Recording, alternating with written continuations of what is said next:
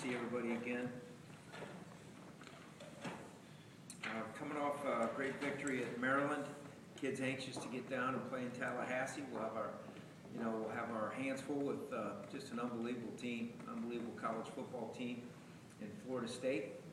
But we look forward to the challenge. And with that, any questions? Take your questions for Coach. Raise your hand, please. Mark? Coach, with the news break about James Winston last night, are you preparing for any possibility that he might not play? No. That's out of my control. We'll just play the guys that are on the field. I'm sure they'll be, ready to go. Chris? The last game and a half, you guys will be more 21 and 12 personnel than at any point this season. Is that you guys kind of just figuring out exactly who you are and what you do well? Yeah, it's always been there. Every game presents different opportunities, try to attack different tendencies, and we've used multiple groupings and broke out of it as well as loaded up into it. But felt like it gives us the best chance to win, especially this past week with what Maryland was up front. So each game presents different opportunities, but I do think the kids have done a nice job in those two personnel groupings. Other questions for Coach? Mark? Can you talk more about what you were just talking about on the show, kind of the lessons you guys learned from playing against Clemson? Yeah, we were talking earlier. I asked the kids the other day in this room, I said, okay, what was the last game that felt like this going into it? And they said Clemson. I said, yes. Okay, what did we learn from the Clemson game? Okay, first and foremost, did we give them plays? Yes. We gave them 21 points, and they earned it because they still had to throw and catch it, but we weren't where we were supposed to be. If you take 21 points from that game, where would you be? So we talked that way. And I said, the most valuable thing we need to do going into this one is learn from our past mistakes. So we've been trying to, really do a good job going back through those different scenarios that came up and say to ourselves, where do we need to be? When do we need to be there? And I think that's the key. Focusing in on yourself and then self-improvement as you move forward into the next contest. So that's kind of what we were talking about throughout the course of that meeting and this week. Thank you. Quickly following. Sure. Do you think your team is too amped for that? How do you keep them? Well, I think maybe to some degree, there's a fine line there. There's really a fine line. I know I was probably too amped. As a first-time rookie coach going into the ACC, first ACC, all the first that were going on there. So you learn from it. You try to find a sense of calm, but you don't want to lose your intensity at the same time. To me, it's a game of 6-inch wars, usually 6 seconds long. Although with Winston, sometimes those passes end up being 8 to 10 seconds long because he's really good at sliding around.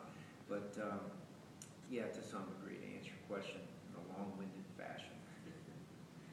Other questions for Coach? Chris? Beckett didn't play a lot last week, and the second half of the previous game. Is he struggling with anything in particular? Beckett's working hard to get on the field, stay on the field, that sort of thing. We just keep on working and trying to find the best 11 guys that we think give us a chance to win. He needs to continue to work on his consistency, which he is doing, and he's aware of that. And I thought his approach was good this week, the way he went after it Tuesday's practice and yesterday's practice. So he's doing a good job working hard at trying to find those reps on the field. On the flip side of that, Josh Harris is playing a lot. What's he kind of brought to the team since he's... Josh? Yeah. Josh has done a good job. He's a good athlete, big, strong kid. He gets better every day, has great attitude, like his work ethic. He's got really nice hands, too. He's got soft hands for a big old dog. So, and a great kid, great personality. Mark? Coach, just another game. Nico's got one. I know. He'll get one. It's another one of those games where nobody's going to get a chance. How much do you enjoy, playing that role? I love it. I know I said it before, too. It didn't turn out the way we wanted it to. You know what I mean, Mike? Didn't turn out the way we wanted it to last time I said, but I love these. This is what it's all about. Win, lose, or draw, you get an opportunity to go play a football game, the game you love to coach. in an environment that you watch since you were a little kid. You get the big horse running out there and the thorn thing in the grass and all the pomp and circumstance, you know, that you got fired up about. And then when you get to that opportunity to go play the game, you realize, you know, that it's just a football game. He's got me by 2 inches. He beats me in a 40 by a foot and a half, 2 feet, maybe 2 yards. Well, let's not get in a foot race with that guy then. You know, try to be smart, control the things you can, but understand that this is what life's all about.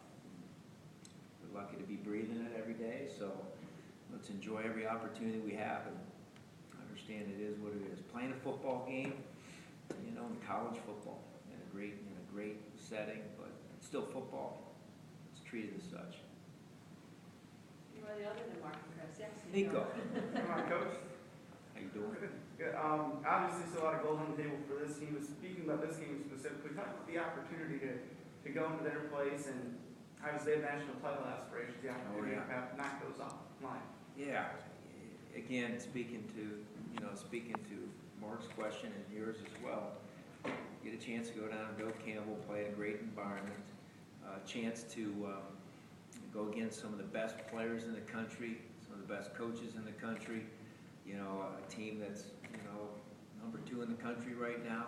They got the, you know, front runner in the Heisman playing against us. It's a great challenge. You know, life's about challenges and, you know, climbing the mountain one step at a time. And then when you get that opportunity to play the best of the best, you try to, you know, have a great plan going in and then work the plan and stay with the plan. And it's exciting, but you also have to learn as an athlete and a coach to squelch your emotions and just go one step at a time, like I mentioned. And when you can do that, you give yourself a chance to win. You know, you guys, people were asking me about when I was at Stanford and we had an opportunity to play a really good USC team. Well, the formula didn't change at all. We won the turnover ratio, we ran the ball well, and we didn't make a lot of knucklehead mistakes in coverage and that sort of thing against a team that was more talented than us. So you keep working that formula. No one else has been able to do it this year. They're giving up 52 points a game, scoring 52 points a game on offense. What is it, 521? I think it's 520 some yards total offense. I mean, those numbers are staggering. Their first quarter, Mark said it to me today, their first quarter, they score more than people scored against them in their first quarter stats. I mean, we got no chance in hell, according to the stat books and all that other stuff. I still think we should go play them, though. Michael? This is a game where sometimes when you see these kind of matchups, you're able to learn something about maybe an individual player or two on the team. You know, one guy comes out there and maybe even if the scoreboard's ugly, somebody plays their butt off and has a really good game. Do you look for that? Do you look for maybe the one guy or 2 guys that kind of say, or kind of maybe prove something in this situation? Not so much prior to or during, but after the fact, you notice those things. And kids show you, you know, their colors come out in different ways when you play in big games. And the same could be said when you're playing an opponent that you should handle. And a kid plays really well in that game but struggles against Clemson or Florida State. You do find out a lot about them. And then the most important thing is you find out how to teach them and how to coach them. Yeah, I mean, to me, that's the most exciting thing about coaching. We talk to our kids about adjusting to the elements throughout the course of a game. But to me, as a coach, you're adjusting to the elements of each individual you're coaching. You know, we talk a lot about who we are and who we aren't as players, understanding that, and then going to work, whispering your weaknesses, but working really hard at them, and then understanding your strengths, and then trying to find that balance or counterbalance of becoming a great athlete and becoming a holistic athlete that can play in all those different types of situations by understanding who he is and who he isn't. And as a coach, that's a huge challenge. And when you get into games like this, you find out a lot about your kids, like you're mentioning. But it's usually after the fact as you look back and reflect. You know, you can try to predict or, say this kid's going to be a big game type of guy. But you never know until they get out there and until they're really truly prepared. A lot's been asked about Brisley and Steen. Well, I really thought in my heart that once he got the fundamentals, the basics, the level 1 fundamentals down that he would flourish at this level. But getting that level one, you gotta build the foundation first. It takes time to dig that hole before you start building a house. And I think, that's where Brisley, once he got to that point, we've seen what he can do. And there's a lot of other players across the board. I was mentioning earlier, we have a lot of freshmen I'm really excited about that haven't played a snap and aren't gonna play this year. But I've seen them do a lot of things in practice.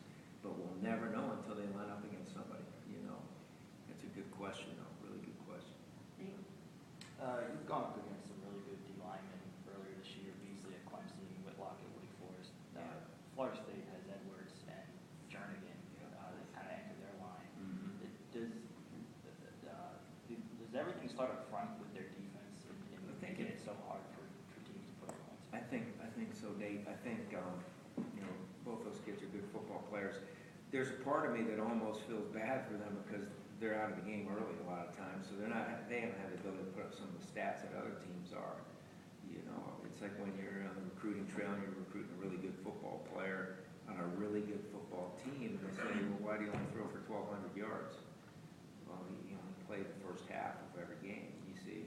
And I think some of those numbers that those kids could have if they were in every game would be different. But to answer your question directly, yeah, I do think it starts up front. I look at the 6 interception game they had against Wake Forest.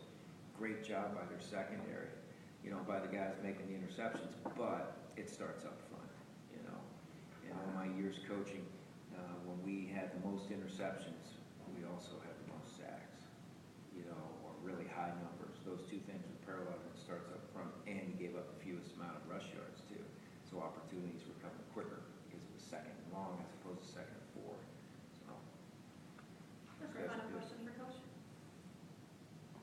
Anything else, David? Sort of on the flip side of that, they have a very good offensive line, also a couple NFL prospects on that. How do they stack up with some of the other offensive lines? they're as good as anyone we've played, especially as a whole. There's not a weak link.